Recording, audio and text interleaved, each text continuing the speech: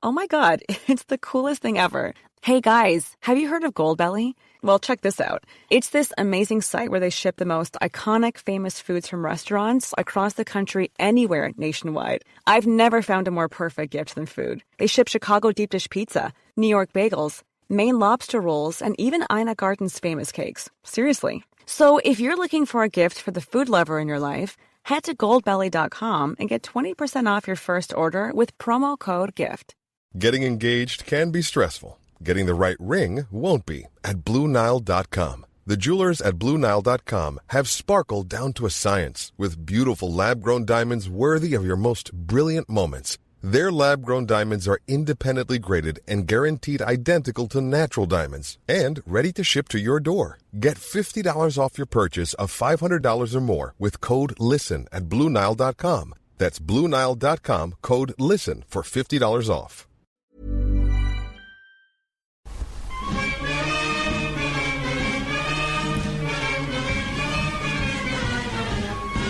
Hello and welcome to this. This is the EggChasers Rugby Podcast, the podcast about rugby that doesn't take itself or the game too seriously. This is our second attempt. So this is my second time I'm telling you I feel hungover, boys. You feel hungover? What's a shock? Yeah. How do you feel, Phil? I feel okay. We had a decent night on Friday. You did? Out in Liverpool.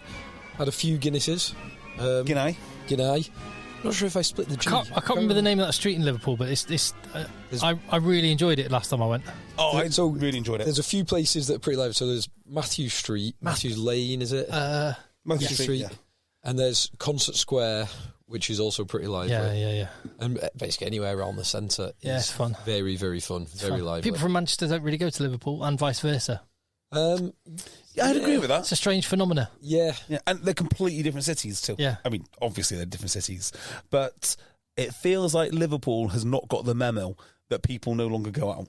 Like it seems to be the Scouts are still very much in the mode of we go out on a Saturday and Friday. Manchester was absolutely rammed on Friday night. It was crazy. This Friday was not Mad Friday.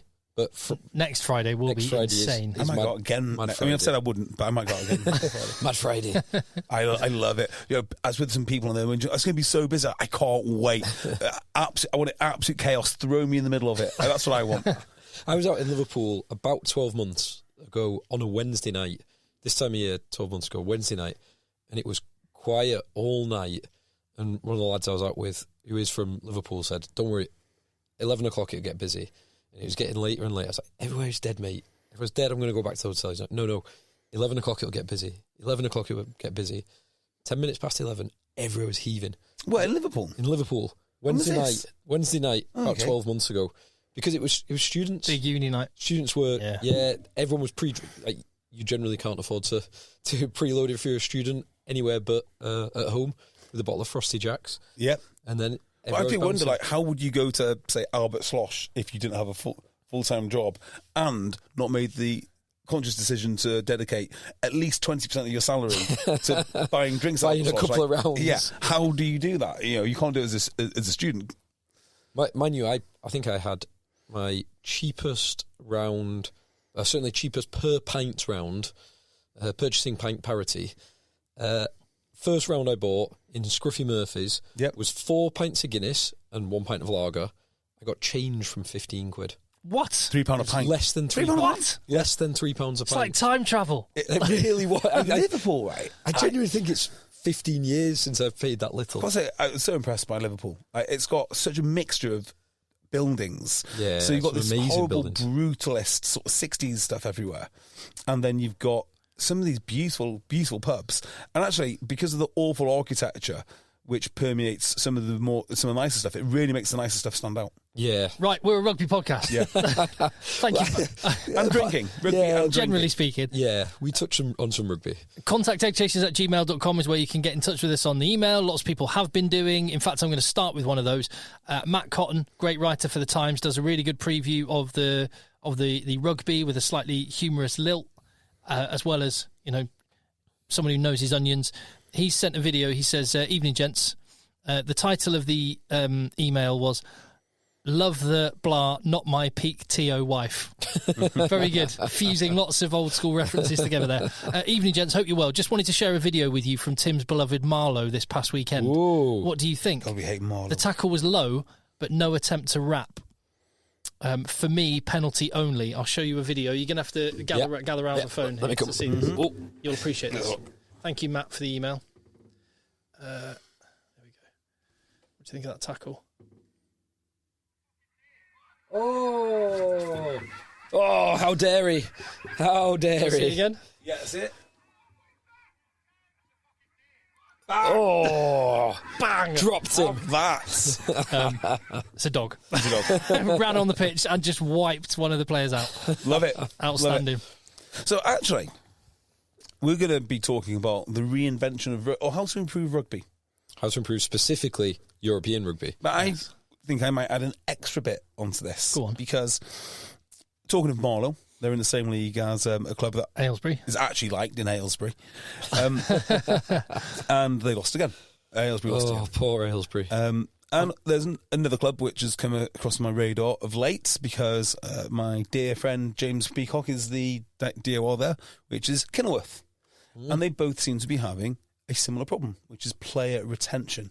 So I think we could go into a little bit about why are players leaving the game? Well, no, they're not leaving it. Why are they leaving clubs? Where are they going?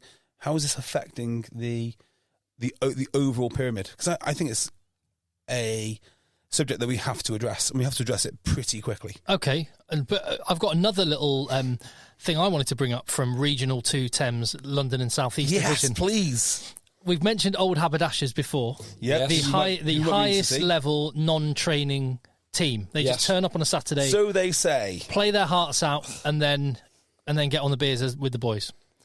They lost to the top of the table. So they're bottom, and they lost to the top of the table 17-19. Oh, gutted. Heartbreaker.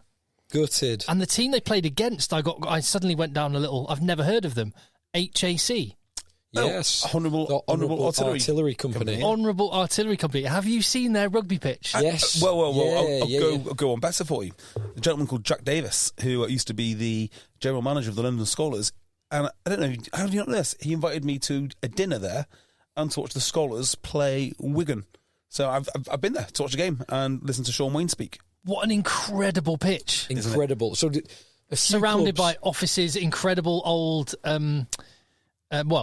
royal buildings. Yeah. Royal Artillery buildings. And obviously you got to wear your security pass to go in and all the rest of it. So a lot of what they can do is they can make the other team show incredible deference just by, here's your pass, you've got to wear your number ones, whatever the rules are, because you've got to conform to their rules when you play that, which is quite a smart thing to be able to do. Yeah, the pitch is in the Artillery Garden, right in the heart of the city of London. Artillery Garden. So cool. It is cool, isn't it? It is amazing. The pitch is incredible. And Saracens, and I think a few others over the years, have played pre-season games or warm-up or exhibition games there. Well, the other time I was there, I was having a beer just outside of it, and I bumped into Matt Simons. Remember him? Yeah. Who Chiefs, London Irish, Harlequins. Because the Harlequins had just been training there and they were walking home in the summer. Or they were doing some community event, I should say. It's a hell of a facility. Incredible location in the city, not far from... Did you say Wasps have played there? I think... Wasps have actually played there? Yeah, I've definitely Saracens have played there. I'm sure others have as well, maybe London Irish or Wasps over the years. But there you go. I love the different ends there. You've got Old Haberdashers not training, and you've got the HAC at the top of the table with their pristine, incredible... Although, I have heard... It's like Oliver Twist and...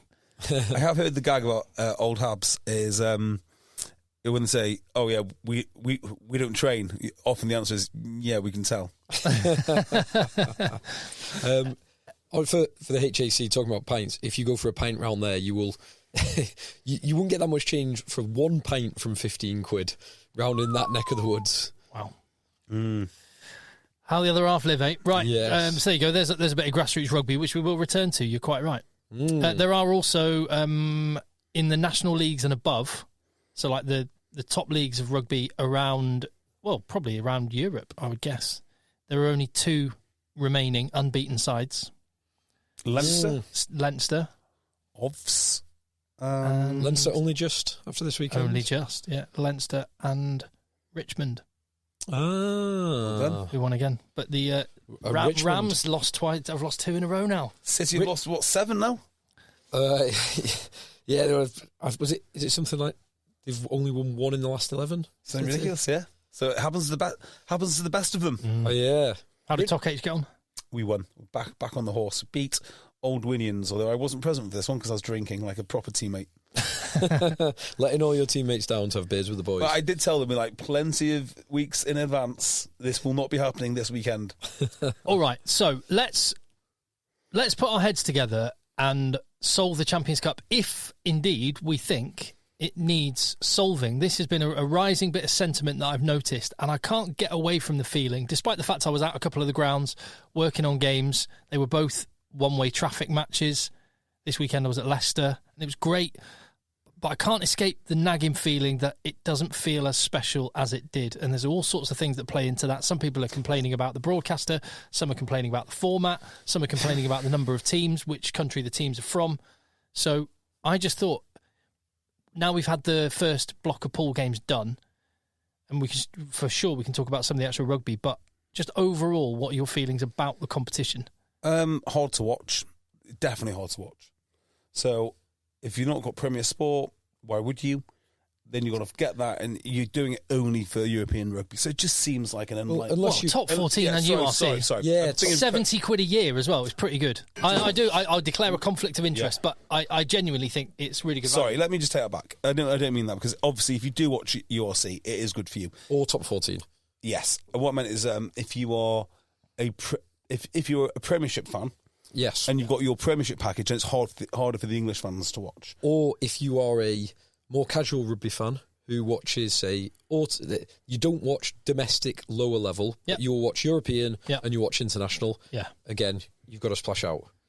But I don't think the Premier Sports price is not the problem in that equation. It's the fact that you have to have another thing. Premier Sports is actually quite good value. It's just like the small barrier. It's just a point of friction, isn't it? And if you want to watch the Lions next year, you've got to have another. So in the last just over year, you'd have had to have Prime to watch last year's Autumn International, TNT or Discovery Plus to watch this year's Autumn International plus Premiership, Premier Sports if you want to watch URC and Top 14 and Champions Cup, and then Sky if you want to watch the Rugby Championship and the Lions next year.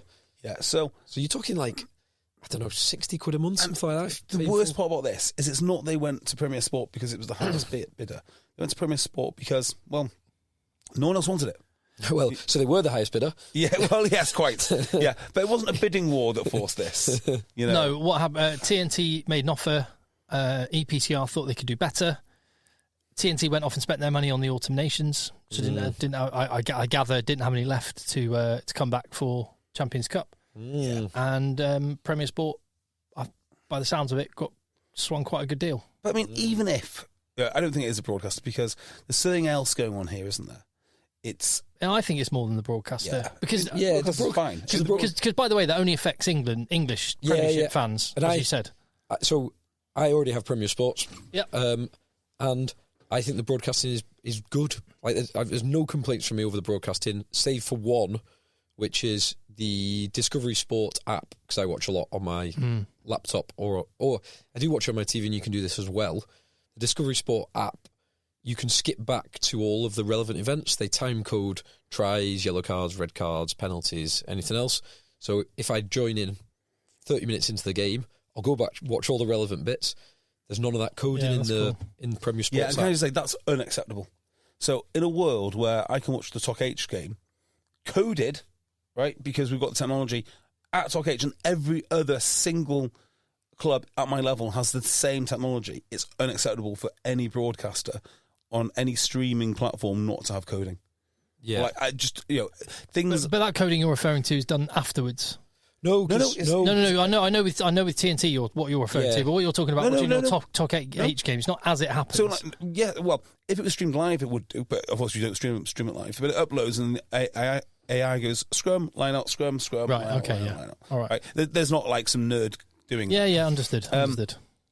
So that is my only complaint. And because the broadcast overall is excellent. And it's little things like if your player doesn't skip 10 seconds when I want it to, that drives me nuts.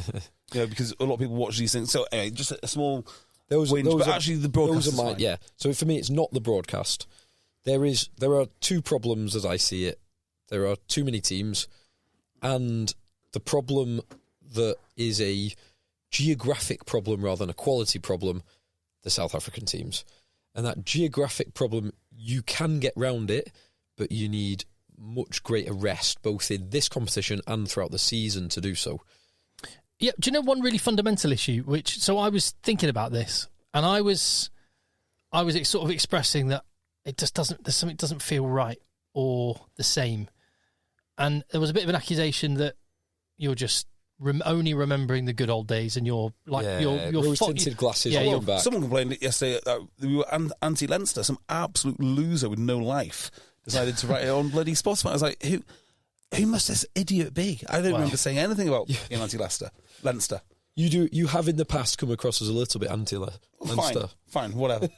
They're not a great club. So, and wouldn't it just be great if they won this version of the Champions Cup when it doesn't really matter? But yeah, I hope they win this. I hope they win this year. It does. I'm absolutely certain it will matter very, very much come the business end, because the knockouts will still be very good. But so I took that accusation genuinely, that I might be looking back with rose-tinted glasses, because, of course, there were like times when Zebre were in it, when there was always an Italian team in, and they would get multiple humped. Welsh teams. Yeah, multiple Welsh teams who would get humped. But I went back, and I know you love some statistics, Phil. I've crunched some numbers. The last 9 years of data I could find, and I went through the pool stages, and the percentage number of results within 7 points over the previous 9 years are around between 30 and 40% of results are within 7 points. In the pool stage. In the pool stage. There's been maybe 4 in top 5. Yeah, we're halfway through the pool stage so far. 16% is the current number. Yeah. And then the number of results which are by 21 or more points, so 3 converted tries or more, in previous years hovers between 20% and 30%. I sort of say averages 24. Currently, half of all of the pool matches have been by 21 points or more. 3 scores. 12 out of 24 matches. And you can see when you look at the points conceded for the teams at the bottom. Like I mentioned, half jokingly but also half seriously, that Ulster would have conceded over 100 points by this time this week. They have conceded 101 points in 2 games. Exeter, 103 points. Bristol, 70. Stade Francais, 61. Stormer, 77 points in 2 games. That's not good. That's just not good for anyone. Yep. So there's a bunch of things I thought when I saw, there is something that feels different this year. And it's the same format as last year, but it's still something feels different this year. I do think teams have realised a bit more about the format, and a bit more that, if you win your home games, you don't really have to try in the away games. Exactly where I was going next with this. Yeah. Completely and now correct. It does make it harder once you get to the knockouts, because then you're more likely to have an away draw against one of the big boys, but you don't... some teams will say, I'm better to rest up my players because I've not got a deep squad just to get through, and then I put everything on the line for that one shot, rather than try and put everything out on the line in this, lose some of my players, go in with injuries, and then I'm never going to win anyway. There's a lot of A-level style thinking in this, isn't there? So they will put out a big team for a big game, and they'll back it up the next week with a slightly weaker team to rotate, and I just go and win it. But of course, it doesn't matter, does it? Because so many teams go through that you just say, right, well, I will sort of concede my away games, I'll play my home games in front of my home crowd because that's what the fans want. It's just a bit rubbish. Like there's no jeopardy in the pool stage as such. There's no seriousness to it. I mean, pretty much anyone can qualify if they want it enough. Well, it's 14, so we go through. There's 24 teams now, 4 pools of 6. It means that the top 4 out of 6 in every pool goes through. And so, like, Sharks are a great example of this. They played a strong team at home last week. Yep. They sent kids this week, had 50 points put on them this week. and it doesn't matter because they will win their other home game and they'll have a decent chance in all that.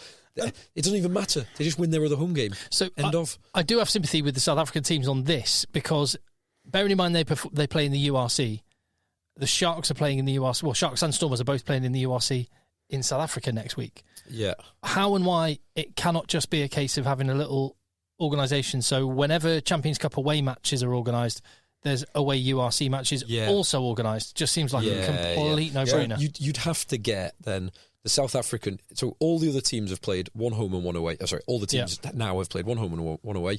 Those South African teams should have either played 2 home or 2 away at this stage. Yeah. They should have just stacked the games up. That would make sense. Or, like I say, pick up the phone to the URC and go, can we make it so the game in the end of November is playing up in Europe in a URC game, not down in South Africa, which is what happened. You can tweak either one. You can tweak either one, but it has to be tweaked, and that just seems a total no-brainer. And John Dobson from the Stormers made exactly that point. He said, "We want to take it seriously, but again, as you've already highlighted, when you're sort of crunching, how do we manage the season?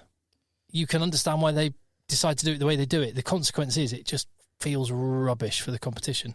Yeah, so just at least they've got rid of the ridiculous way that they played the matches. So you're playing within your pool now. Yeah. So this is the same as last year, isn't it? Yeah. So you play the teams from the alternate competitions within your pool. So English teams play 2 games against URC teams and 2 games against top 14 teams within their pool, which I think that's sensible.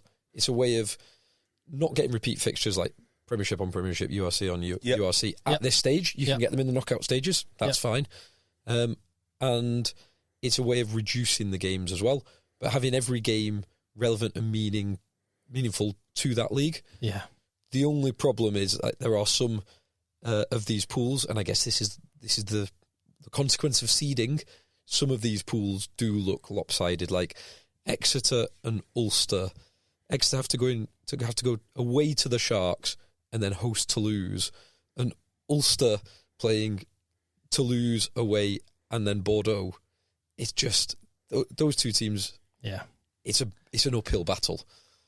So or Bears playing La Rochelle and Leinster. Yeah, but finals from last year. I mean, Bears, but they're lower seeds. They're lower seeds, so you're going to get that. Yeah, and also, not only that, Bears are top of the Premiership now. Yeah, they are. They are. So they should actually be competitive with those teams. 24 teams is just madness. There are 40 teams in the top 3 leagues, and 24 of them qualify for the quote-unquote Champions Cup. Yeah. So maybe the pool stage format could stay the same, but with less qualifying for the knockouts.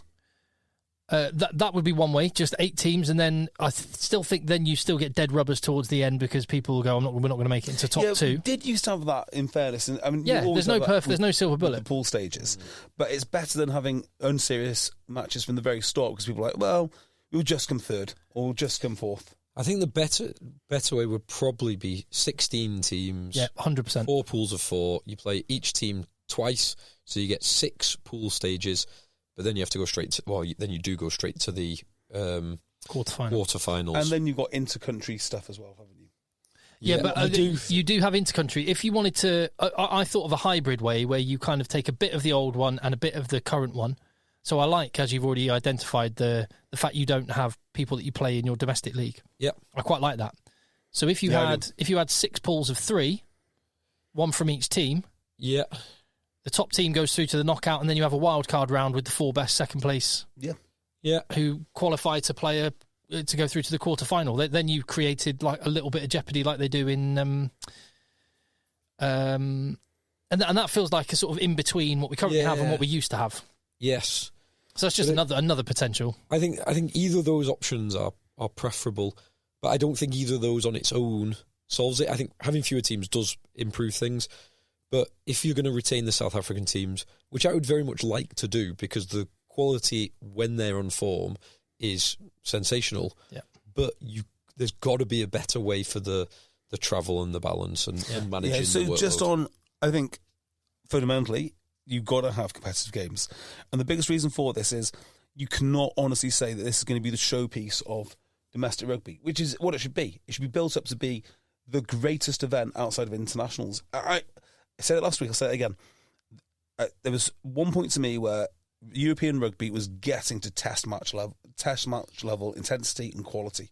That might have been 5-6 years ago, and since then it's dropped off big time. And one of the things is, how can you say this? Well, no, the very latter stages, like the final, was as good a game as you'll see. Yeah, so Toulouse Leinster or La Rochelle Leinster. I think, those La Rochelle Leinster finals. So La Rochelle Toulouse. I think we saw matches. maybe like the best ever final which you'll ever see about 3 years ago. And I think we'll maybe see comparable ones, but I think it'll go downhill just because I think rugby's going downhill. So I think we've seen you are right to say that those finals are test match quality, if not even better. So when you get the best players, teams playing the best teams, and they put the best players in.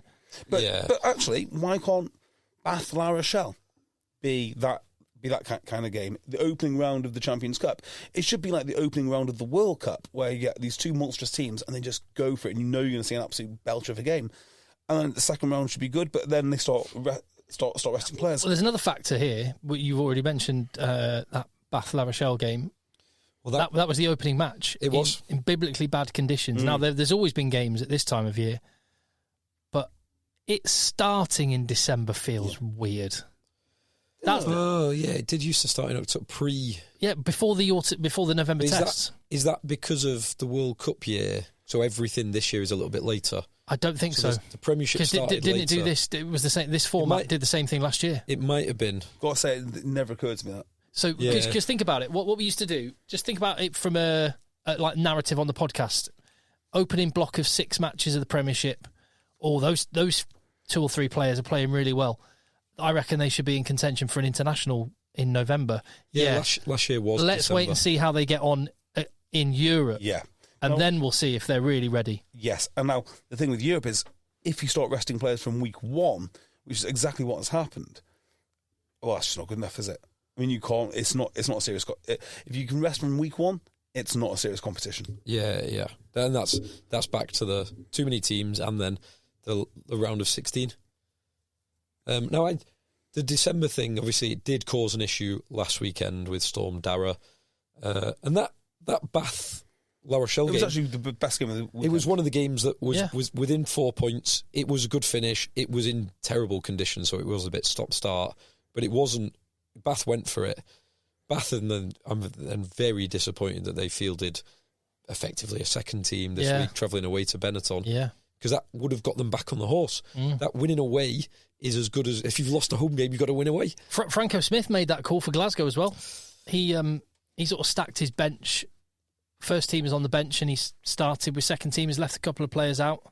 Yeah. So it's obviously, if even they're doing it on short haul flights week to week, then I think you've identified that there isn't enough, that it isn't important enough that they need to go full bore.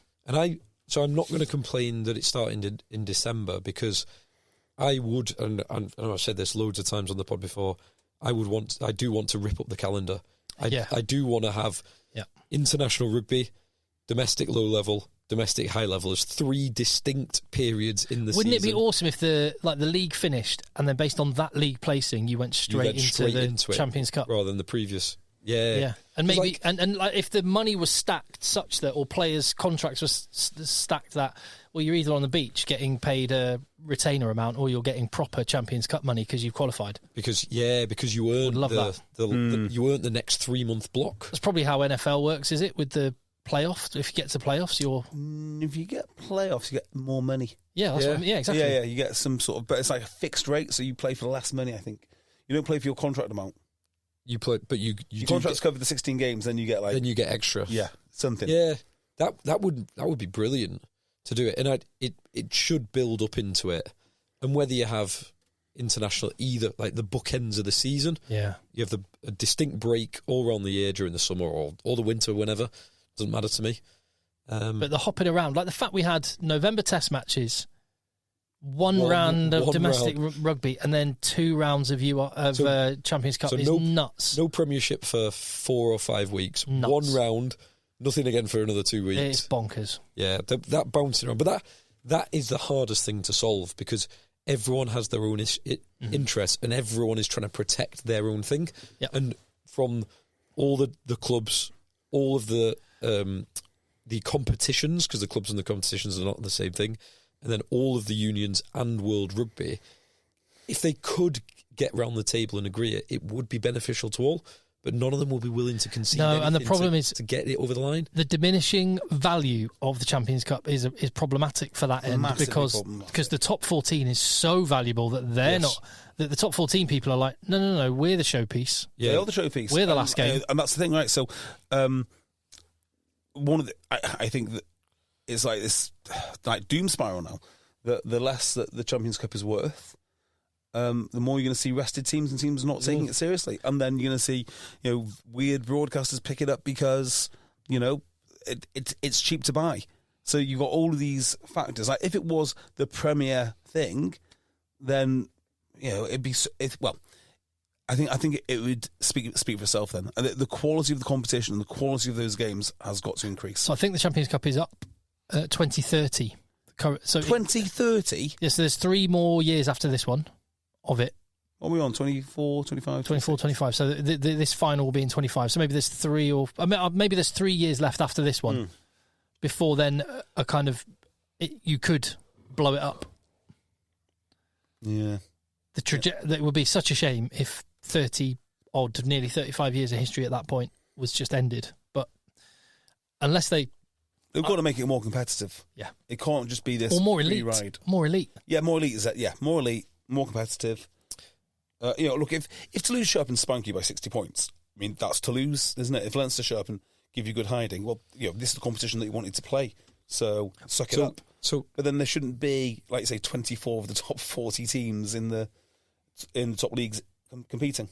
So here's one. I just looked up what's the financial incentives in the Champions Cup, and what do the winners receive? The winners receive no prize money, so there's no financial incentive at all. So you can, once you qualify for it, you can do a Bull Sharks. It's just the gate receipts then. A Benetton. It's just the home gate receipts. Even to the point where, because the semi-finals, this was pointed out last week, the semi-finals are home country. I've got a correction to make on that one, by the way, because I was correct in saying that Northampton got nothing from the game at Croke Park. Equally, Leinster got nothing from EPCR took all of that cash, and they give no prize money. There's no prize money. So it's shared out across the board, but it's I think it's when you qualify, you just get your standard share. Right, so if you go to a neutral venue and you don't get the bar receipts... There might be some bar receipts, maybe. I don't even know about that. Wow. But the overall, there is no prize money. That's an article from The Telegraph that the European Professional Club Rugby have confirmed that there is no prize money.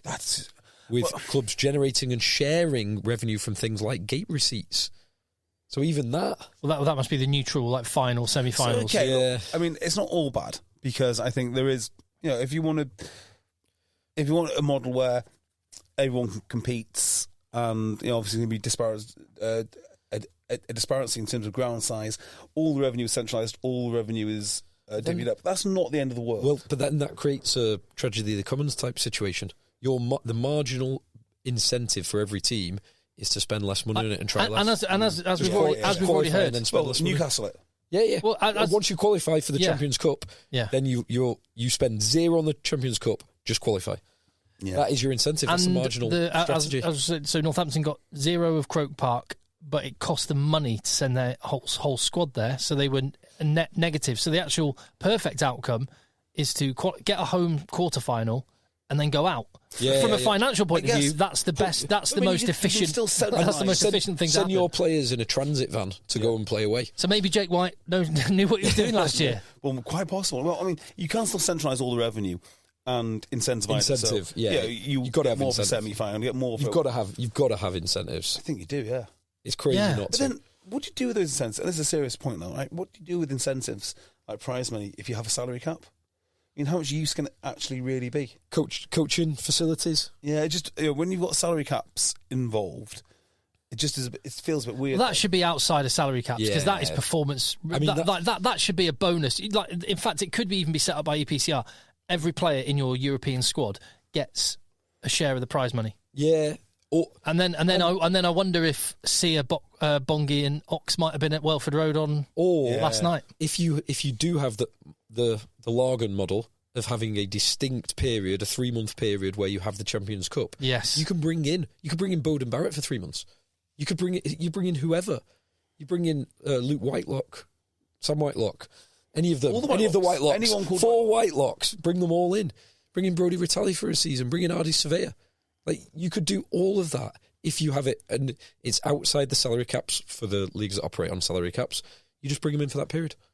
It makes much more sense. It makes too much sense for anyone in the world of rugby, or specifically World Rugby, to actually do it. Well, that would, bearing in mind there was all that talk a little while ago. It's died down now, and we specifically said we're not going to talk about it until there's actually hard evidence on this breakaway league.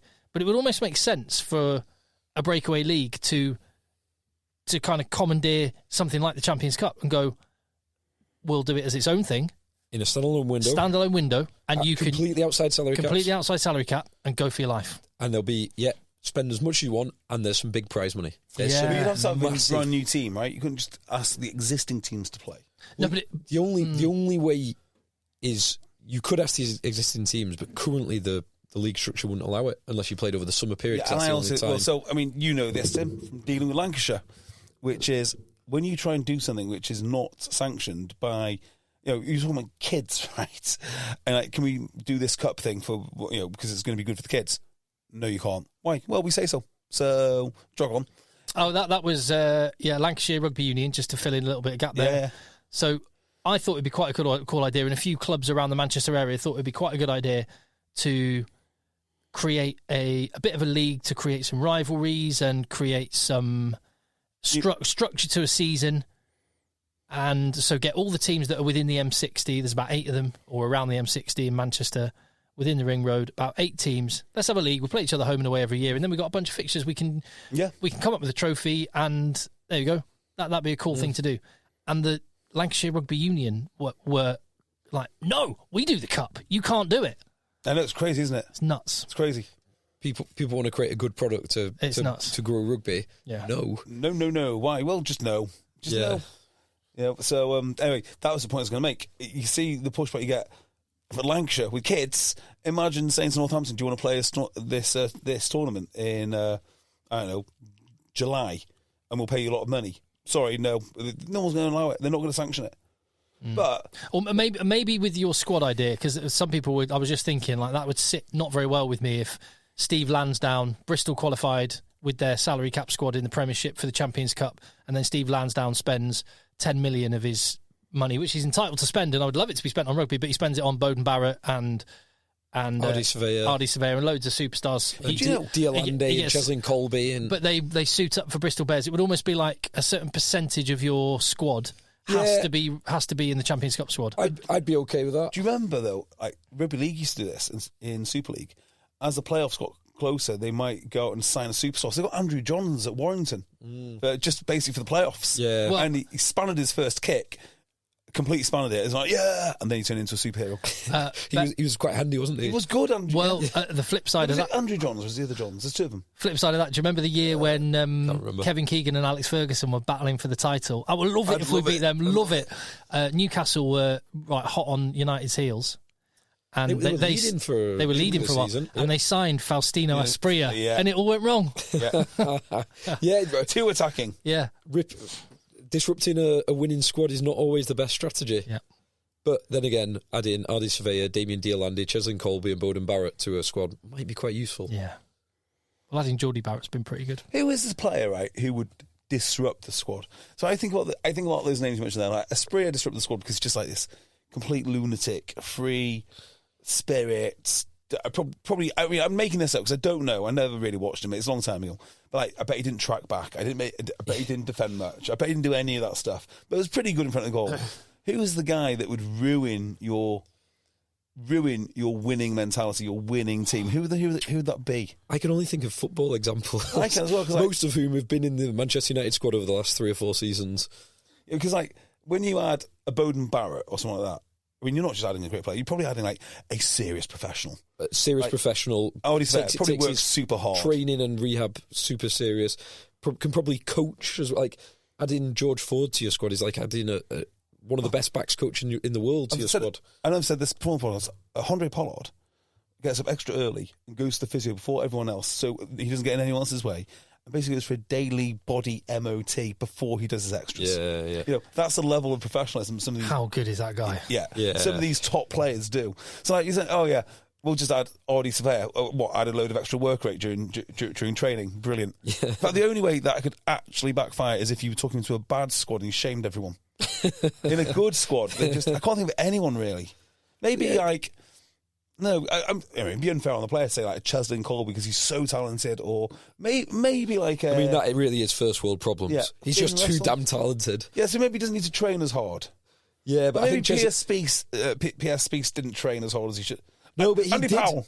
Andy Powell, yeah. Gavin Henson and Andy Powell. Gavin Henson and Andy Powell. Drinking prime. Yes. Someone who's like off the rails. I mean, even Danny Cipriani, when he first showed up to a club, would add value to it. Massively. It'd only be like after year 2 or 3, he'd go insane. So we've got James O'Connor, Danny Cipriani. All great guys. James O'Connor is now starting fly half for the Crusaders. He did. He went to the Crusaders, didn't he? He's at the Crusaders like this year. He's been pulling the strings at one of the greatest rugby organisations on the planet. So he might be double dongs. Yeah, he might be reinvented as like a mature, well-behaved, steady hand on the tiller, seen it all, done it all.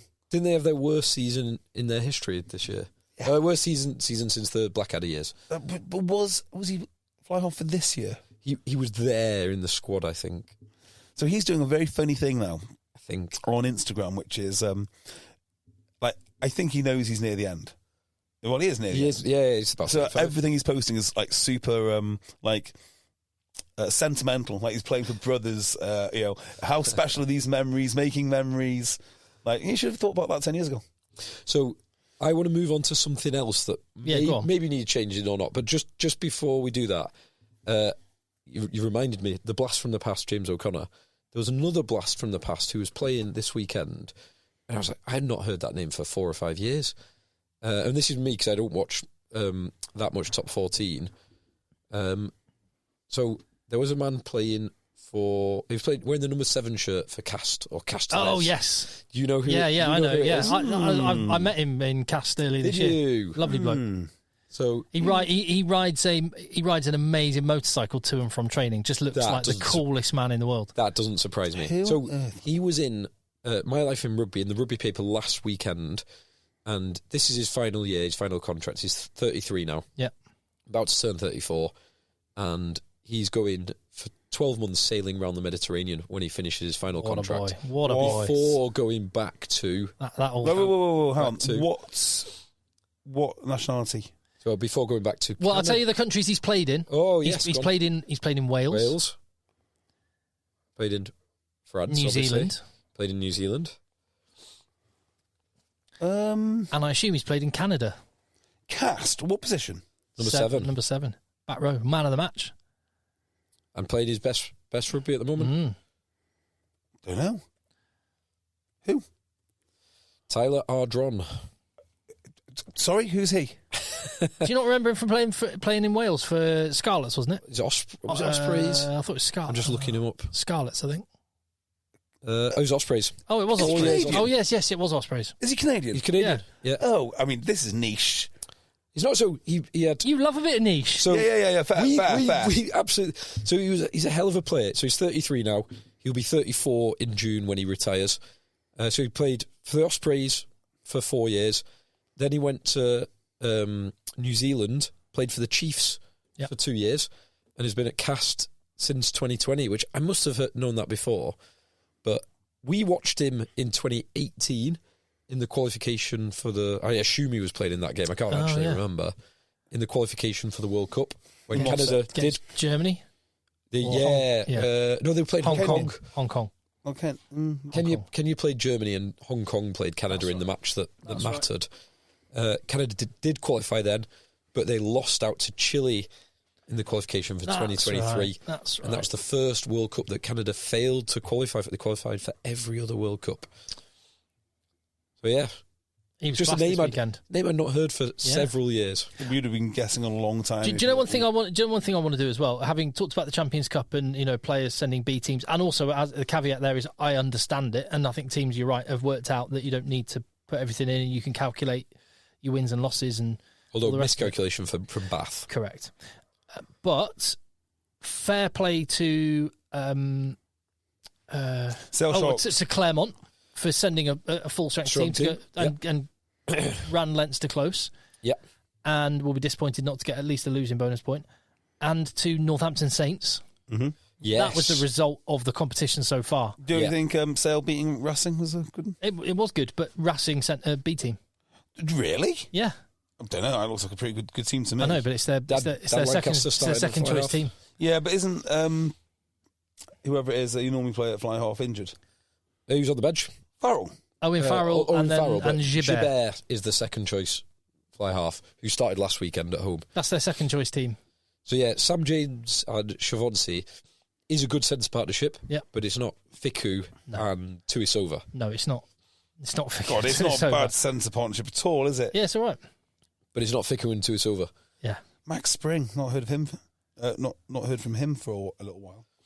Diamandi's a decent player. Tom Roebuck. They've got some decent players. It's a cracking team. But Will Rowlands. Is it their first choice team? Camille Schacht. It's not their first choice team. A couple of players, perhaps, but no. Tom Roebuck better than Henry Arundel. Not even a remotely controversial thing to say.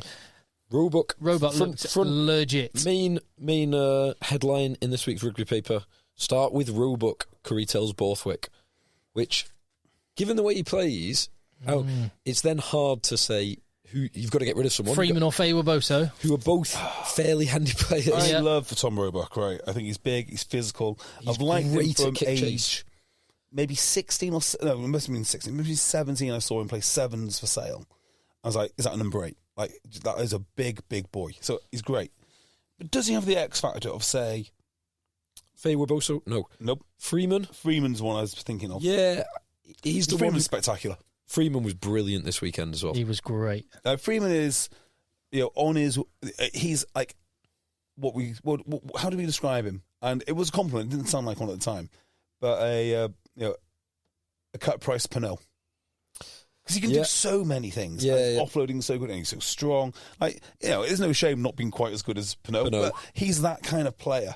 Is Tom Roebuck. He's very fast and very strong. He's very good. And he's very good. He's very good in the air. Very good, yeah. He's very good in the air. Yeah. I know what you mean. He's around the squad, and I think that he could end up being the number 23. And it could be, like, I think Freddie Stewart, for example, who's playing very well, by the way. Who is playing very well. He started against the Springboks. I think he's the second choice fullback. But if everyone's fit, he plays in games like that. He plays in games against the Springbok. And it could be Roebuck is that kind of animal where he is so good at getting up for high balls and chasing kicks and up and unders that he's the kind of player you have to have if you're going to be executing a box kick and highly kicking strategy. Maybe. Just on England Watch, Alex Mitchell. Oh my goodness, you realised how much we missed him in November. Yes. He was so good against the Bulls. Yes. He's amazing. His 50-22s, his offloading, his speed vision. of the ball off the deck. Yeah. He's looking amazing. He is looking amazing. Henry Pollock as well, up against a legit back row. Coetzee, Elric Lowe and Hanekom. Yeah. And Hanekom was going very good, but Hanekom had awesome. I mean, he was so angry come the end of the game. Yeah. Because he was kind of like halfway through the second half, he was like, I'm just going to have to do this myself, boys. Yeah. And he nearly did. And Hanekom's a bit of a freak at 21. Pollock at 19. Yeah, he nearly got sent off. Yeah. Very handy. But Pollock is legit. I love him. I do as well. I love the arrogance. I love it. Yeah. I just wonder when he's going to meet his match, though. When is he going to get... Well, he's one of those... So, not in play style, but in terms of the swagger and his ability at this age, he does remind me of Barbary, who was, for the first few years, was phenomenal. Absolutely phenomenal. Pollock's a really angry carrier. And then had too many injuries. Yeah. Barbary. So that's his risk, because he is very much in that kamikaze kid mould of Underhill or Curry, where he's going to break too soon. You can't play like that the whole time. Sometimes just don't get injured. So far, his injury record has been fine. And I remember this with Barbary. Like he wasn't injured, and then all of a sudden he was injured, and it just never really cleared up. Yeah, he's had so many injuries. Again, England watch, Kate. So Jack Willis was amazing for Toulouse. Oh my God, they're just just the best club team I've ever seen. It's just such a shame he's not there. But I want to mention one more. I found something out this last week. There's another Toulouse player who could, if the eligibility rules changed, play for England, and it would be a very, very significant. Did he play this selection. weekend? Yes.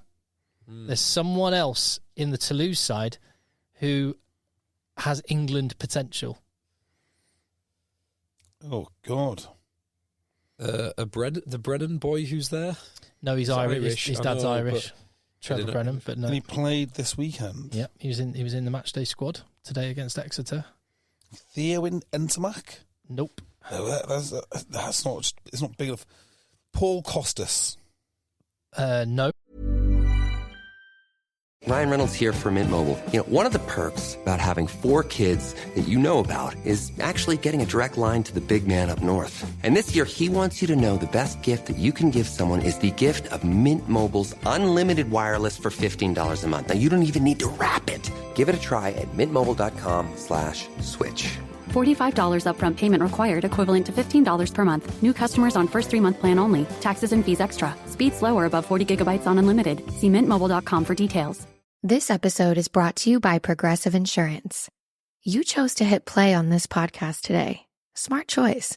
Make another smart choice with Auto Quote Explorer to compare rates from multiple car insurance companies all at once. Try it at progressive.com. Progressive Casualty Insurance Company and Affiliates. Not available in all states or situations. Prices vary based on how you buy. But their centres, by the way, are amazing. Costa Barassi was awesome. And All these guys I'm looking at have all got current international caps. yes, but there's stand-down periods, isn't there? So who needs to stand down? LaBelle. Nah. It would solve a very big problem for England. Aldegheri. Choco Barras. Nope. Although Merkler. Joel Merkler. Joel Merkler is a Spanish international. Yep. He's played for Spain. He hasn't played for Spain for nearly 2 years. He was in the Spain squad in November, but he didn't play because Toulouse didn't release him to play. What it turns out, and again, I want to No way he's only 23. He's only 23. He looks about 35. He looks older than Dan Cole. There's no way he's only 20. What's his weight? I think he looked massive on the pitch today. He's listed. He is massive. He's listed like a bear. On. Let me see if I can get his Toulouse profile. Start Toulouse. Here we go. Toulouse profile. Loading. While you're finding that out, what I wanted to do was say it on this podcast because no one else, I looked online, I looked around, nobody else has said this, and I bet you before we're going to say it on this podcast, and very soon articles will start to pop up, people will be saying it, and it'll become a known thing. Watch this space, guaranteed. So his stats, according to his Toulouse profile, height. I'd say 6'3".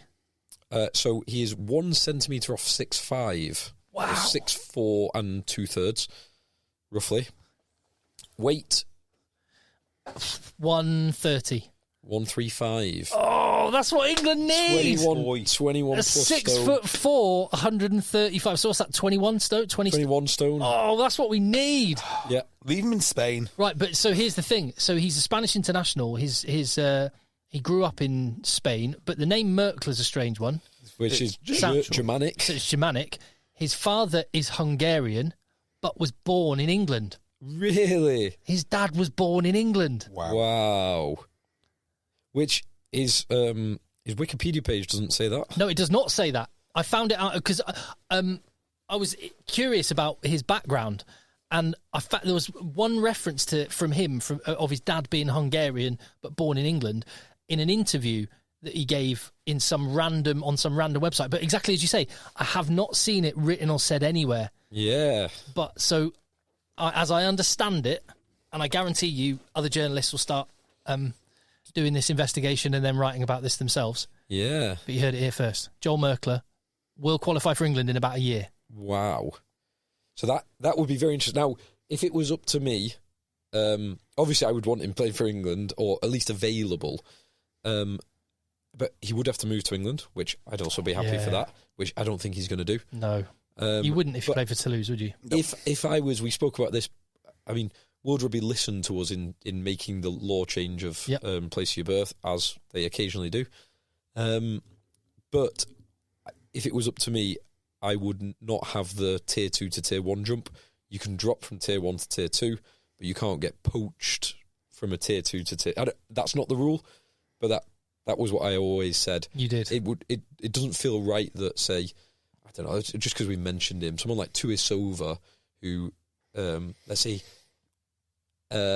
he probably has some route to play for Australia or New Zealand. It wouldn't be right that they could poach him after he's already played for Fiji. That just wouldn't feel right. Similar to for Merkler going from Spain to England, and actually, or Spain to France. And we do want high quality players playing in Spain.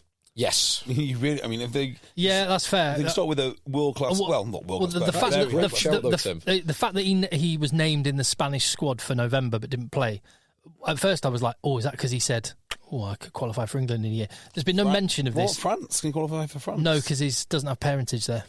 So he's got Spanish mother, Hungarian father. Yeah, but he was born in... Actually, where was he born? He was born in Spain. He was born in Spain. There you go. Yeah. How does someone get to rugby? Anyway. But yeah, just wait for the Joel Merkler articles to start popping up. Very, very interesting. So I wanted to mention one thing that maybe needs changing, maybe doesn't need changing. I want to get your opinion on it. Did you notice some, shall we say, sympathy for players, sympathy from referees for players who making high tackles this weekend? Mm-hmm. Yeah. There was a number of high tackles, multiple, including Mofana, Erne Herbst, at least one of the boys for Stade Francais in the Saracens game, a few others as well, that in the last 12 months would have been cast iron red cards. Yep. High, some cases no arms, yes, no mitigation. Yep. All of them got mitigated down 100%. For a change of direction that didn't happen. One of the Toulon player. Toulon. One. I only watched the last 20 minutes of that game. There was you're right. At least 4 by my count. Now I'm actually okay with it as long as we're this weekend was consistent within the weekend. Was inconsistent over the last 12 months. I'm okay with that being the new standard, but it's just different. Yeah. There was no mitigation for Sekou Makalu. Stade Francais just can't help themselves. They just can't. 3 red cards in 2 games, and 2 of them have been for swinging arms to the chops.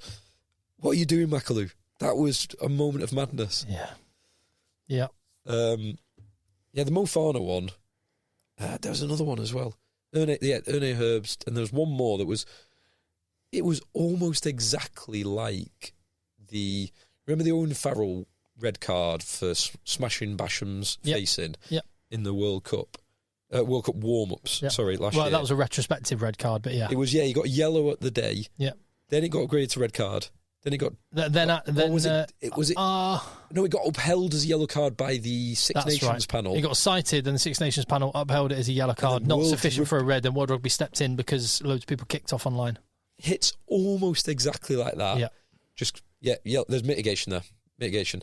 So it's like a new watermark, which I'm fine with. I'm fine with. If we are consistent at that new standard. My problem is we won't be consistent. And I'll give you another example of inconsistency. Mm-hmm. Did either of you watch the Bristol Bears La Rochelle game? As much as I could. So Jack Knoll had a great game. Amazing finish. He scored an amazing try. Yeah. Absolutely. Reminiscent of Tyrone Green, couple of seasons Have ago. you seen it, Jay? Let me describe it. So Jack Knoll, the ball is kicked across and the ball's going dead. It's going out beyond the touchline in the dead ball area.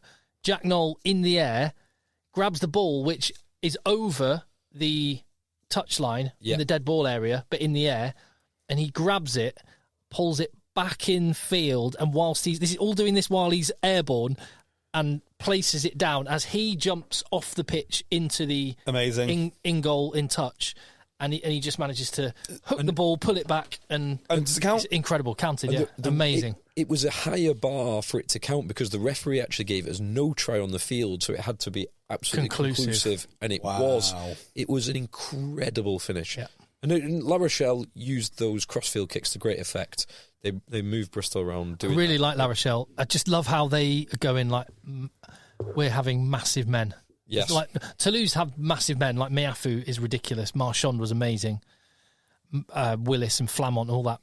But they have incredible skill. La Rochelle have bits of skill, but they're mainly massive. Sledgehammer. We'll have Antonio and Skelton, and then we'll bring on Colomb and Bottier. In the centres, we'll have Jonathan Danty and Uge Sautini, who absolutely levelled Harry Randall. Oh, and Harry Randall's not a big bloke, but he got completely levelled by Sautini. I like Dante. He played well. Player. He played well. Dante 50-22 as well. Yeah. Did he? Executed, yeah. Which was not what you expect. He's got it in his locker. Anyway, there was a Jack Knoll disallowed try where he slid into the corner. It was in the second half, but the same right-hand corner. And it was given as no try because he ended up going into touch before the ball was grounded. But do you remember Ollie Woodburn in April 2023 getting red carded? He got a second yellow for diving on Chris Ashton when Chris Ashton was sliding in the act of scoring a try. And Carl Dixon, friend of the pod, previously had his knuckles wrapped for not giving a penalty against a defender sliding in to try and stop a try. Yeah, because it's something to do that where you approach the player from, you've got to run round. You can't tackle someone off their feet. Yes, but you can once they're over the line. Yeah. So if the rules are off once you're over the line, it's weird. Anyway, this was it was precisely that situation. Jack Knoll was sliding in, dived on the floor, sliding in. Two Bristol players slide into the side of him. They made an attempt to wrap, but they slid in and they tackled him when he was on the floor and they were on the floor. So going back to the Carl Dixon, which is the World Rugby logic, you can't tackle a player on the floor. It should have been a penalty try, but it was I'd rather the try before for involving Ollie Woodburn. Correct. Yeah. So I want consistency. Yeah. I want consistency applied consistently. I think Ollie Woodburn should not have been sent off. Correct. I think this should not have been a try and certainly should not have been a penalty try. Yeah. But these things have got to be consistent. There should be a correction by World Rugby referees on one of those two things. Either Ollie Woodburn 12 months late, 18 months later, retrospectively have his red card rescinded, or mention that this was incorrect. Well, there we go. Another, almost becoming a weekly thing. World Rugby, hand over the law book to Phil in the off-season. He'll sort it out. All I want is Bill Sweeney bonus money. That's what I expect. But I will do No. I just want Bill Sweeney salary increase money, and I don't want his salary. That would be salary increase. That would be obnoxious and inappropriate. I'll just have the increase, and I guarantee you, I will do a better job than Bill Sweeney has done over the past 5 years. Well, if Bill Sweeney wants to bring his business to Beardmore and Co, I would, you know where to put that money. Yeah, independent financial advisors, Beardmore and Co. Bill Sweeney, we will happily service your enormous portfolio. Any other takeaways from the actual Champions Cup rugby? Just thinking through the games. Benetton, the way they won it, because they probably should have won it about 3 times before they finally did win it. And the Brando Smith try at the end. They played with massive bravery. It was great. Yeah, Brando Smith's very, very fast. Yeah, he's very good. I will note the Ulster Bordeaux game, which I was always going to lose or always going to win, depending on how you look at it. Bordeaux didn't play particularly well. Nope. But again, they didn't play particularly well against Leicester all they need is these little 15 minutes. This week it was 18 minutes, and they scored 26 points in 18 minutes at the end of the game. They're so dangerous when they just get those, when they just like click into gear, they're so dangerous. But my fear for them would be that against the best teams, you can't just play for 15 or 18 minutes. Well, or they can't play at all in the case of the top 14 final. The top 14 final, they got soundly beaten. But they did beat Toulouse. They beat Toulouse. They're the only team to beat Toulouse, I think, this season. But it was a game that didn't matter. You've got to do it in the knockouts. Hold on. My beloved Bayonne beat Toulouse, didn't they? Did they? I think. Sorry. Apologies. I might be wrong on that. Let's have a look. No, I might be wrong on that. Top 14. I think you're right. No, Castres beat Toulouse. Toulouse have lost home. 3 games, so just ignore me. They were the first team to beat. Yeah. Bordeaux were the first team to beat. They're in the top Toulouse. 3. They're one of 3. Yeah. They have beaten some of the top teams in the top 14. I do like the little the nickname that French journalists and media, what they call Louis Bire in France, Le Bip Bip. Just keep Roadrunner. Yeah. So, boys, are you familiar with any of these weird fitness challenges which go around? No. So one I heard of the other day, right, and I think these things sound like hell. So someone once invited me to play a 24-hour game of touch rugby. Like touch rugby that never... Could they have picked a worse person to ask? No, they couldn't, so that would be difficult. No, it might have been a full game of rugby, actually, but 24 hours of it. So that would be a world record. I was like, thank you, I'll definitely consider that.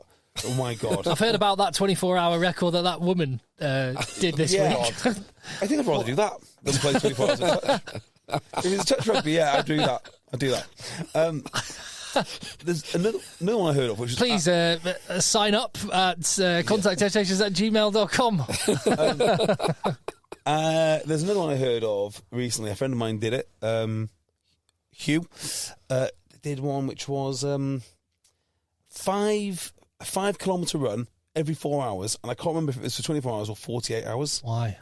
I got no idea. I think it was a COVID thing people started. It's like during COVID, let's go running every 4 hours. That sounded like hell, and he said it was hard because you just can't sleep.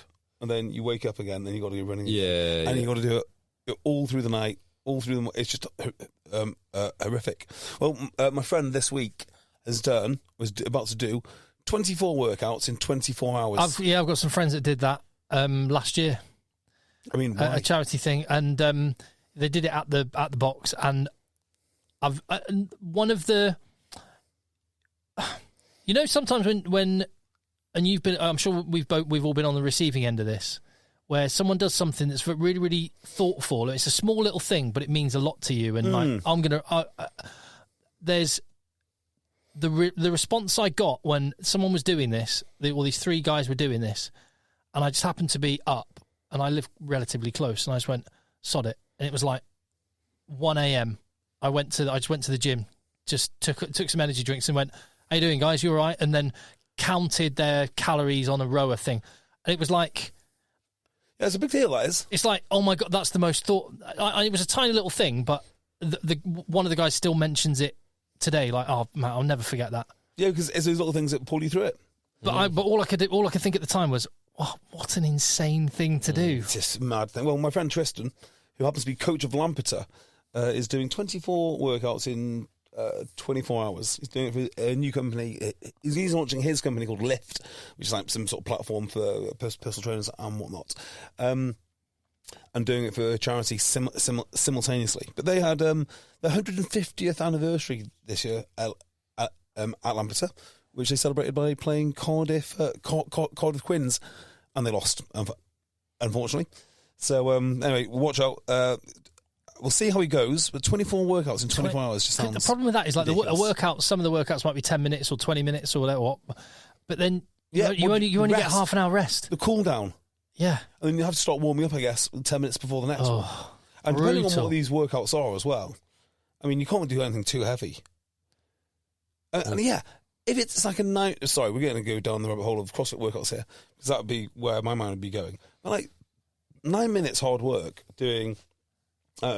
21, 15, 9 thrusters and pull-ups every hour for 24 hours is nails. Well, it would be different workouts. Yeah, it'd be different ones, but that's just like... just as an example. That will do you for the day.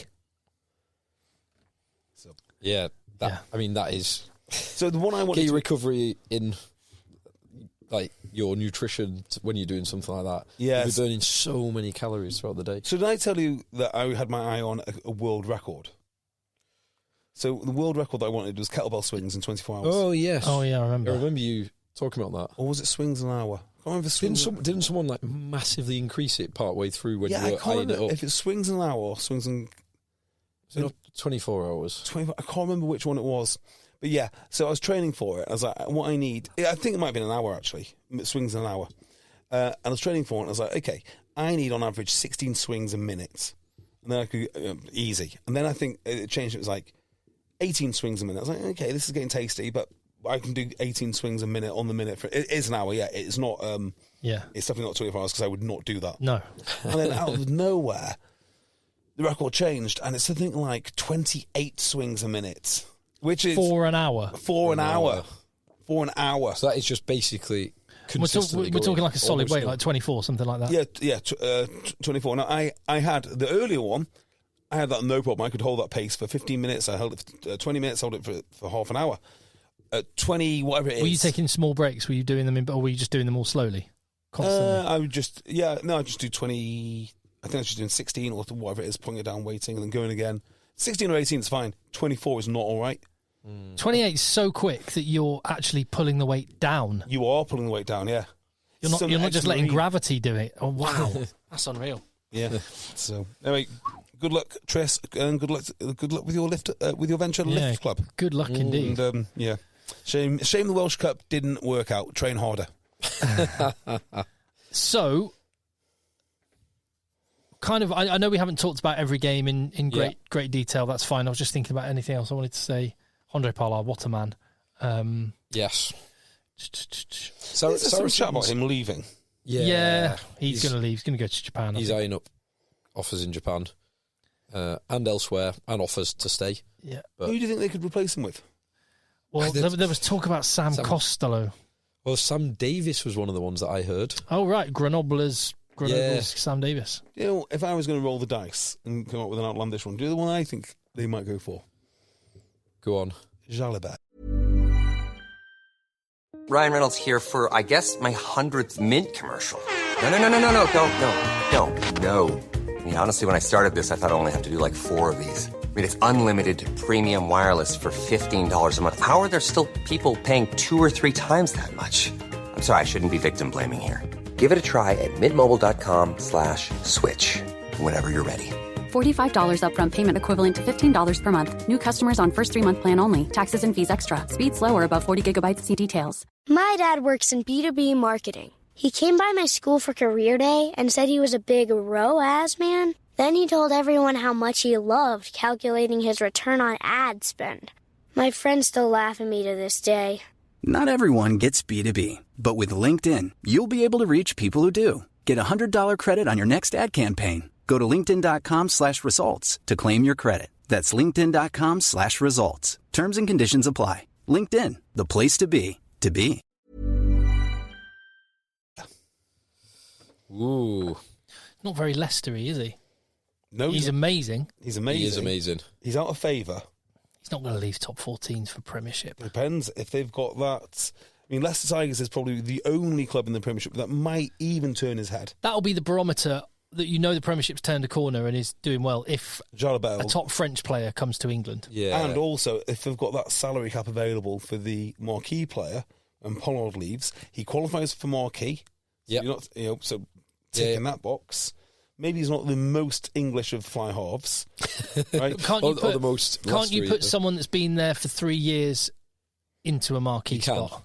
You can. Yeah. So any of the homegrown talent. Any of the homegrown. So they've got a lot of very, very good homegrown players. That they need a fly half. None of them will be on. There's no one at Leicester other than Andre Pollard at the moment who would be on Andre Pollard money. Julien Montogi they could put back there. But he's already gone. Yeah, he's going as well. Going in France. Yeah, of course. He's going to Pau, I think. Pow. Yeah, that's a big loss. That is a huge. It's a huge loss to the Premiership. Actually, that's one of the Premiership's best players. Yeah. So it'd be interesting to see who Leicester come up with next. Because ideally they need to win something with Joel Merkler. Merkler. Fly half. It's out there. Yeah, signing for Pau. Blamire is going to Leicester to fill the gap. Blamire's going back. Going to Leicester, yeah. Yeah, which Steve Diamond described. What was it he described as? Parasite. Clubs of parasites. Parasite want him to pay him what he's worth. Sorry, I've got that wrong. I was thinking of the guys at Saracens. Theo Dan. No. So in my mind, you're talking about props there because you spoke about Merkle. And I thought you meant Balmain. Balmain. Oh, right. He's a very, very good scrummager. Yes, he is. No, Blamire going to replace Montoya, but he's not as good as Montoya. So look, now we've fixed Europe. Yes, there's something which has been bothering me about local rugby. Go on. Aylesbury have been suffering this. I think Kenilworth have been suffering it. Mm-hmm. Yeah, it definitely happens in the northwest, but I don't think any clubs really have been whinging like too much of late. But there again, I'm not as connected as I should be. Players moving mid-season within leagues to different clubs for money. Ooh, it is really, really bad. So I don't mind players getting paid. I have no issue with it. I'm contrarian in that respect. If you've got a benefactor who is at Rosendale and wants to spend his money on players, I'm all for it. And I just use Rosendale because I know there's a bit of money there. Yeah, that's no judgment on them whatsoever. In fact, I love that they do it. They've paid for years and years and years, at least 15 years, and they've never really got any higher. No, but someone somewhere is obviously enjoying it. Yeah, I want to say it's the lanes. I want to say it's lanes for drains. It is, yeah, it is. Sedge obviously pay a bit. Yeah, and Sedge paid at one stage a lot more than they do now. Yeah, but they've kind of cut their cloth to ensure that they are sustainable. And Sedge are a very well run, very well managed club. So, if you want to pay, absolutely fine. Where it gets tricky for me is players that move mid-season. So I think there should be a mechanism in place now which says you can't move. So, I thought that isn't there the players' registration cards? Yes. So I don't know if you can do this, right? But this would be my rule. Prohibit them from transferring. Well, I don't actually know because I've never been on that side of the table. Well, I don't actually know how those work. Well, I think the contracts are actually worth something. But not even contract. Like, don't you have to get registered with a club? Yeah. So in order for you to be insured. If I moved to say Burnage tomorrow, not that I would do that, but if I was to do that, I would go on the RFU website. I think now I might be wrong, but I think this is how it works, and I just sign with Burnage. Yeah. People move clubs all the time. They move it for different reasons, maybe not first team games or whatnot. And I think the contracts, in fact, I'm sure I've heard this, the contracts themselves are actually worth money. So that's nothing to do with the RFU. If you just have a contract with me and I move over to, say, Preston. Oh, yeah. Preston, you might want to enforce my contract, and then Preston might actually have to buy. I'm sure Preston have done that. I'm sure either Rosendale have bought someone from Preston or vice versa. I think it's someone I know as well. Do you? That happened to. Yeah. So they actually signed a 2-year contract and wanted to break it and basically got held to it. Yeah. So I'm sure that we're being taken to the small court. Well, I actually think that someone in local rugby around here has had their contract bought out. I can't remember who it is, so I won't name names, but I'm sure it is. Where it is slightly different would be if a club stops paying players. So a time quite a few years ago, but every club I've played at, all my clubs. You must be expensive. Partway through the season, one season, Manchester, one of your former clubs, they were paying quite a lot of money for some good players, some bad players, some players that I was only getting a very moderate amount of money. I was getting some beer money. I was not getting the big money. And the money dried up partway through the season, and about 5 or 6 of them, those players who were contracted to Manchester, came to Sedge. Yeah. Some of the best players, including Flinney, who we all know very well. But there was a breach of contract by Manchester in that situation because they stopped paying them. Yeah, and that's absolutely fine. That's absolutely fine. Yeah. The contract is just null and void, and you can just go. If you're not on a contract and you get offered a contract, I'm also fine with that. Well, here's where I think the players shouldn't do it because you commit to play for a year, but fine. Well, I think, right, if you have committed to a team, so this, if you're going to a league that pays, and you do pre-season with them, I think that club should say to you, right, does anyone here want to get paid for rugby? Put your hands up now. Do you want to get paid? Because if you do, right, go around the clubs, find who's going to pay you, and leave now. But if you want to stay for the season, right, that's it, done. So as soon as you pass this date, you can do whatever you want until this date. When you pass this date, we will not release your registration. If they have that power, I think that's what clubs should be doing. So you either don't play at all for the rest of the season, or you play for us. So do you want it to be like capture games for internationals? Yeah, capture sessions. Yeah, so you're against capture. Yeah, if you turn out for the first team, you're captured. Yeah, if you for the season. Yeah, now because if someone's honest and says, "I'm looking around, but I'll carry on training and I'll play for the twos." Yeah, and also like someone, or you move house. Who cares? Yeah, if you move out of the area. If you move out of the area, that's fair. Yeah, you move out of the area, or whatever it is. But there are teams in leagues now where certainly in the Midlands this happening, where the money seems to be so prevalent, it's drawing players away mid-season. And then when it doesn't work out, these players are coming back into the club mid-season. How can you have a consistent league, a good competition, a good culture, if players are coming in and out continuously? Yeah.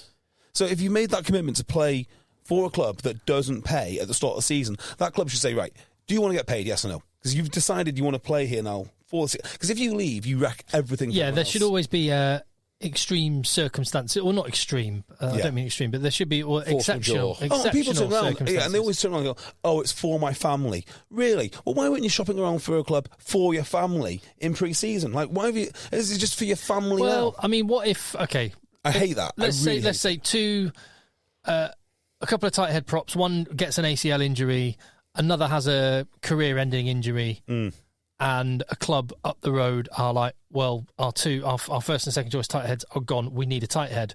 We're going to have to look around. And someone gets an opportunity to play at a level they weren't able to before that. Yeah. It's not always, I can't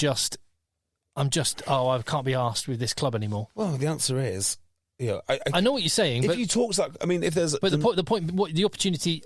You'll know it when you see it. Yeah. If you were the DOR of a club, you'll know that when you see it. The point being, I like the thought that the club controls that registration and can release or not.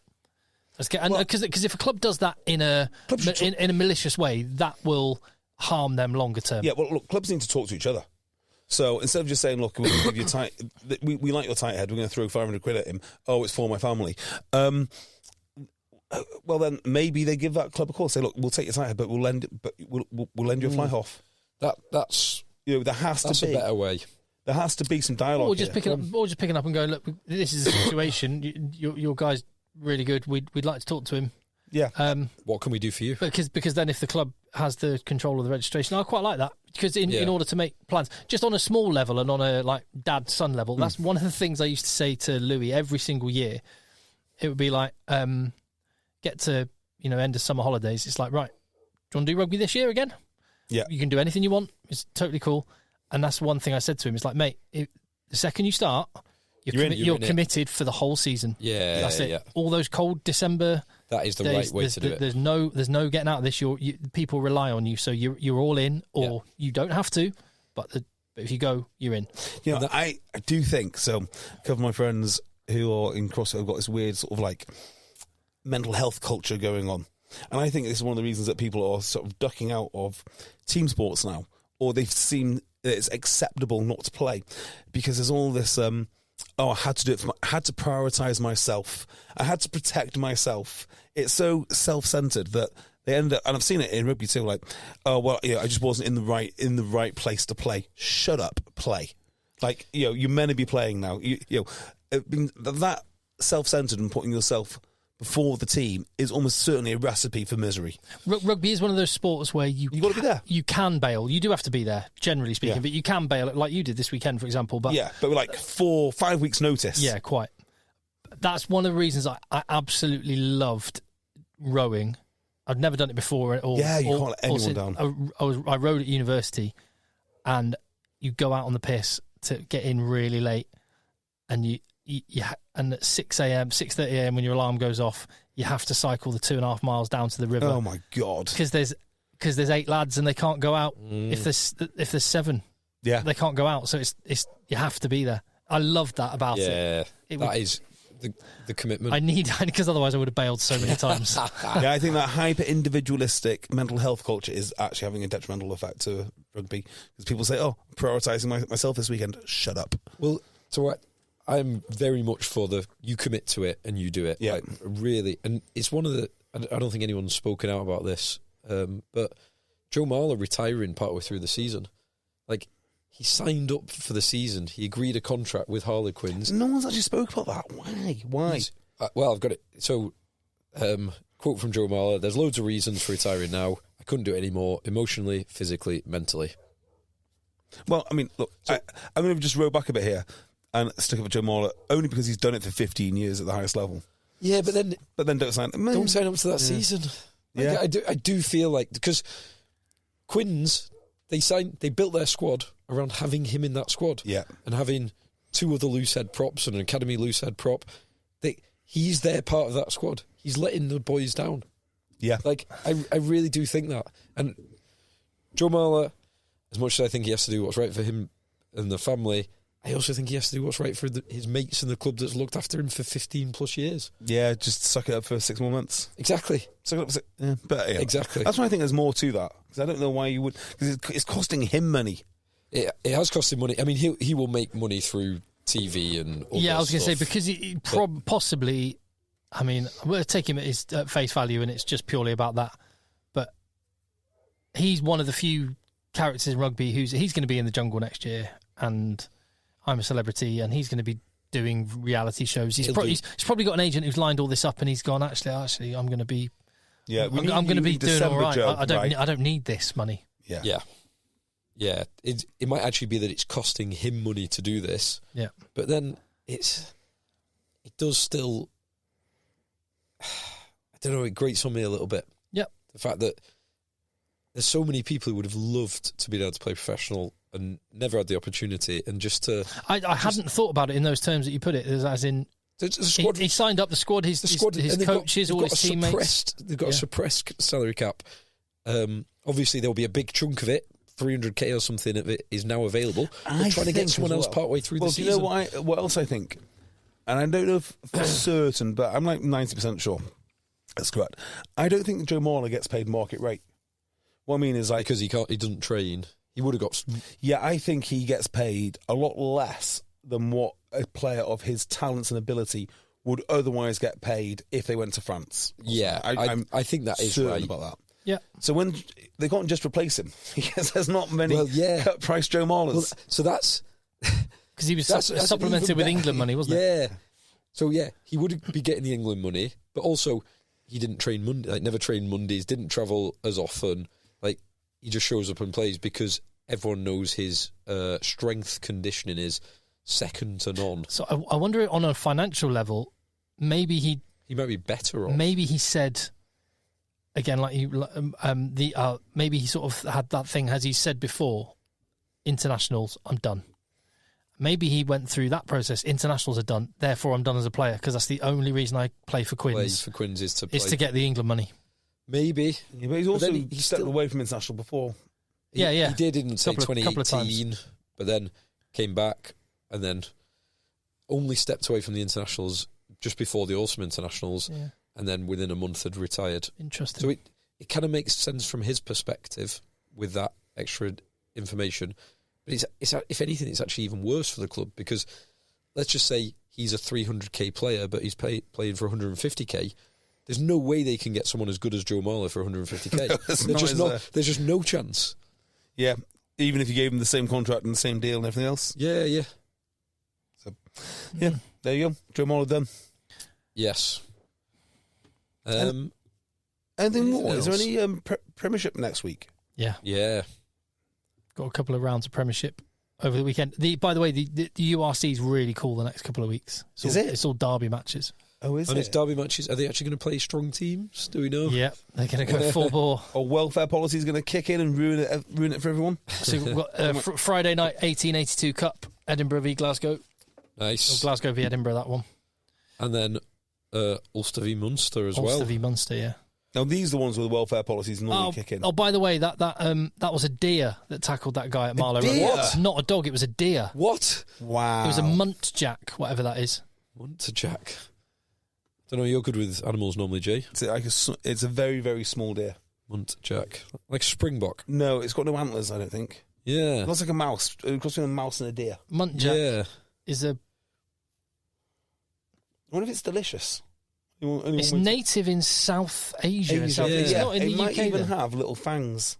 The British Deer Society, Muntjac deer. So are there some of them in the UK? Is that the one They're with widespread fangs? across England and part of Wales. Yeah, invasive population exists in the United Kingdom. Escapees from the Woburn Abbey estate in around 1925. So it's like the New York parakeets. Yeah, so we've got parakeets all over Disbury's ground. It looks really cool. They do look cool. I'd love. I mean, if I was around in Victorian times or whatever, it was cool, and you're allowed to have one of those walls with the capability brown dipping. What are they called? An aha. That's it. I would keep so many animals. Do you know what an aha is? No idea. Never heard of it. It's brilliant. So you have in your country estate. I know it'd be hard for you to imagine that. Imagine you're surveying your country estate. You want animals within your country estate, but you don't want any walls because you want to see for miles and miles around. I'm sure it's called an aha. It is called an aha. Is a trench that you dig that means you don't have a wall, but no animals can get in or out. Yeah, so it slopes down. So the wall is below eye level. Yeah. And it slopes down like that. So the animals slope down into the wall and can go. Love it. Yeah. But you can just see out, and it's like you can survey all of your land. And you've got a lot of land, Tim. You might want to build some ahas and get a menagerie. Because you've got barns, have you not? Couple of barns. What can you put in that? Water buffalo? I've asked for wellies for Christmas. Have you? Because I've got to that stage. I need proper footwear. Yeah, send us your suggestions to survey the estate. Send us your suggestions to what Tim should keep on his estate in his barns. His estate. Right. So Friday night in the Premiership, we have Gloucester hosting Harlequins. Harlequins, who we didn't really talk about other than Joe Marler letting them down. Yeah. Harlequins. Don Brandt was good. Murley was good. Don Brandt and Murley, excellent. Yeah. Beard and Northmore. Yeah. Handy. Yeah. Well done, Harlequins, against a very weak Stormers team. Yeah. So Gloucester Harlequins, any takers? It's going to be a high-scoring game. That is for sure. Quins. No, probably Gloucester at home. Gloucester, yeah, it's going to be a fun game. Gloucester, I'd say. That'll be a fun game, yeah, I agree. Give me Gloucester. Then Premiership on Saturday, we have Leicester Tigers hosting Bristol. Leicester looked good. Against a weakened team. Yeah. But they did look good. Bristol doing very well in the Premiership. Tough couple of weeks in Europe for them. Surely a full-strength Leicester team can beat, Pat Lam's fucking one-trick ponies. I will say, Bristol, the boy, is it Bates? Jack Bates. Yeah, what a great try that was. Try that was. Yeah, I'm going to stop betting against Bristol because they keep making me look stupid. I'm going to say Bristol are going to win it. And I will also just mention one of the bright sparks in the Ulster game, Zach Ward. Debut, the sevens player. Yes. He reminded me of Will Muir. Big, strong. Amazing. Yeah, it's a good comparison. Came looking for work. He's 26. He's played on the Sevens circuit. Very rangy runner, very athletic. Did loads of work. Looked very good. Did look good. Then we've got two 5:30 kickoffs. Falcons host Bath. And Falcons, I mean, I know we don't cover Challenge 2 wins Cup, in a row. but Falcons, they were losing to Dragons, but did they win in the end?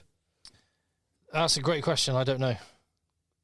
They were losing at home to the Dragons, which is never... I have paid no attention to Challenge Me Cup. neither. Nope. It just pops up on my phone. I don't even know how to find it. I don't even care, really. No, I don't care either. It's Falcons and Dragons, just be better. So Falcons hosting Bath. And Bath, who sent a second string team to Benetton to lose in the Champions Cup, presumably then are going to put a full strength team away to Newcastle. Yeah, you've got to be careful at Newcastle. Why didn't they go for it against Benetton? What are they doing? Who knows? The incentive is you just got to qualify for Europe. Yeah, you're right. You get the same money. So the incentive is don't play that game, play this game. And take this game lightly. Because Bath have got great strength and depth, but also there can be a drop-off, particularly at half-back. Schroeder starts, Orlando Bailey starts. They can win it. I mean, I think any Bath team can win up in Newcastle, but Newcastle will not be a pushover. So they've got to play a full-strength team. Yeah, they've just rested this week. It makes no sense to rest. No, it doesn't, does it? They'll go full ball. They've got to, Bath will win, yeah. Surely Bath. And then Sale host Exeter Chiefs, and it's going to get no easier for Exeter. I might even watch this one because I really like Exeter. I want to see them. I want to see them do well. I want to see them up front. I want to see what they are doing, what they're not doing. And yeah, I think I'll go and watch that one. The game this evening, Exeter hosting Toulouse, was so reminiscent of the Wales versus South Africa game this year in the Autumn Internationals. For the first 5 minutes, they fronted up. There were some big hits. They hit hard. They had some hope.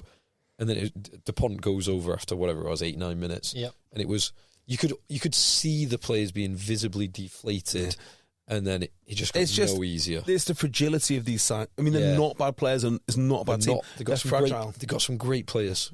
They don't know how to respond in certain situations. Lack of leadership. Because no one's done it. Maybe a handful of them have. A couple of them, that's it. But I'm not even sure that experience is helpful. I mean, it's not helpful having the knowledge of how to win a European Cup when you're the bottom of the table.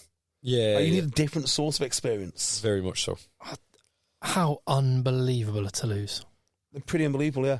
They're it's the best so team I've good. ever seen. When they get their offload, there was a period in that first half that didn't actually result in a try, where LaBelle breaks through the middle, and there must have been about 15 offloads in a minute. Oh, that was amazing! If they'd have scored, with DuPont flicking it in off the touchline, then Ramos just wanging it, and there's someone there. Every time there's someone there. It's the hive mind. It's like someone makes the way they react is just on another level. There was a few moments. The Theo Intermac try. Chocobares just does a little inward steps off his left foot inside, and Chocobares doesn't even have to look. He just offloads as he's falling to the deck, being tackled, offloads, and there's someone there. Jack Willis, one of the reasons he's got so much better is just the anticipation of the number of times he just gets the ball on a carry as someone's falling, and then they just lift it off the deck. It's incredible to watch. They're such a good team.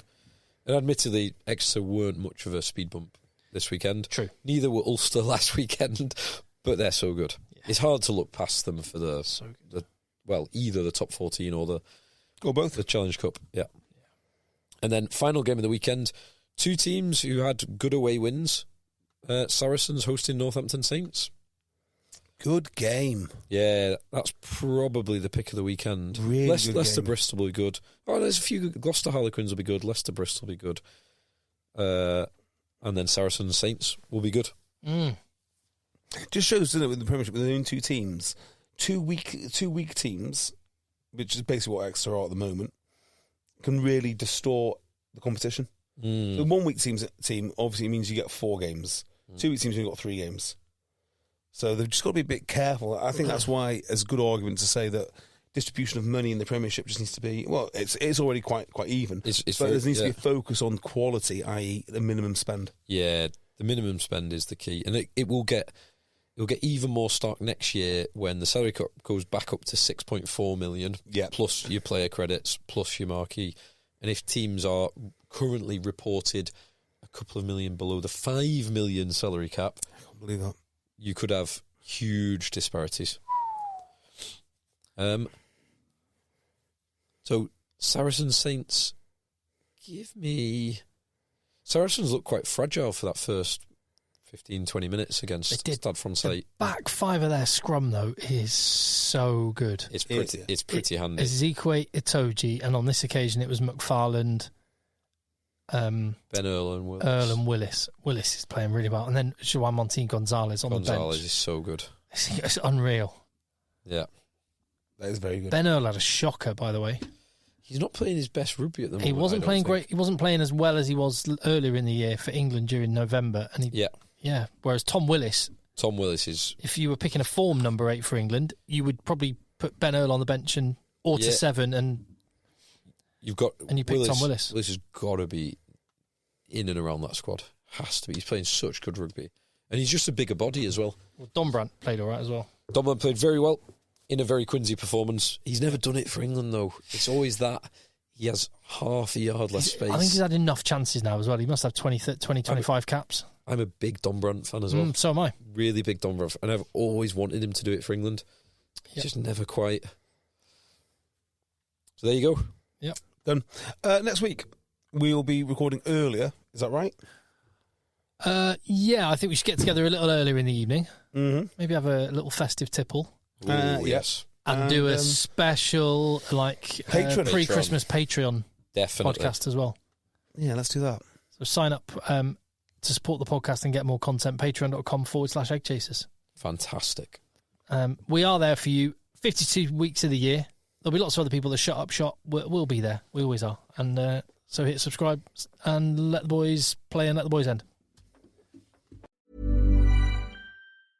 Hey guys, have you heard of Goldbelly? It's this amazing site where they ship the most iconic famous foods from restaurants across the country, anywhere, nationwide. I've never found a more perfect gift than food. They ship Chicago deep dish pizza, New York bagels, Maine lobster rolls, and even Ina Garten's famous cakes. So if you're looking for a gift for the food lover in your life, head to goldbelly.com and get 20% off your first order with promo code GIFT. My dad works in B2B marketing. He came by my school for career day and said he was a big ROAS man. Then he told everyone how much he loved calculating his return on ad spend. My friends still laugh at me to this day.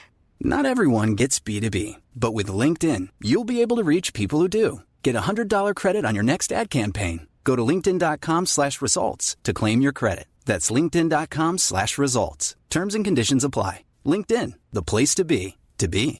This is a mini meditation guided by Bombas. Repeat after me. I'm comfy. I'm cozy. I have 0 blisters on my toes.